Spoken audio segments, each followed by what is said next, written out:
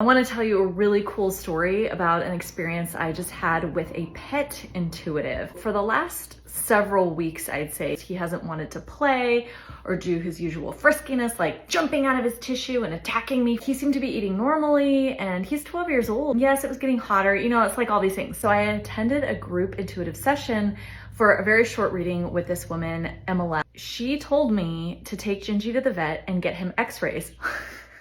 In the intuitive session, Emma said she saw a mass in his GI tract that looked like a hairball to her. And I was like, Gingie is not a hairball cat. She was like, well, it doesn't seem like it's a disease like cancer or multiple tumors. It's one. And she described it pretty clearly. It's like he ate something that he wasn't supposed to. It feels like it's one and is lumpy, and the intestines or the stomach system, I'm just going to say, looks like a hairball.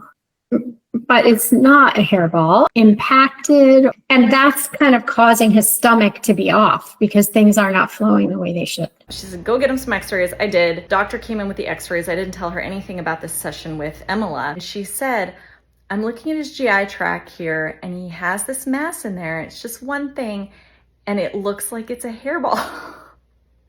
I almost fell over. I didn't want to be the crazy cat lady, but I had to say something to her. I was like, you know what?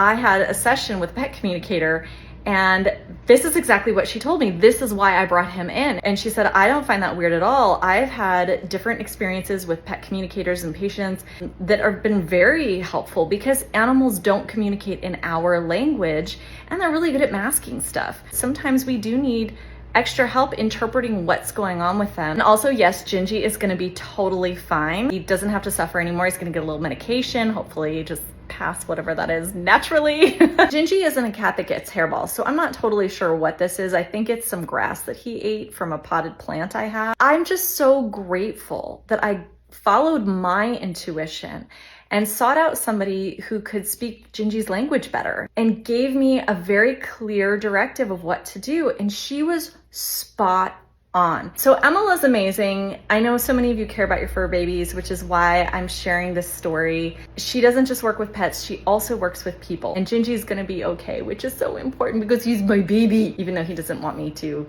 kiss him or cuddle him ever. It's just about the treats.